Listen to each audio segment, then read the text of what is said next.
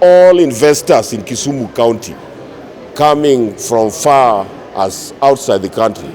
That only last week we had an international investment conference in Kisumu, a very successful event. We reassured the investors that we need them to come to Kisumu to invest.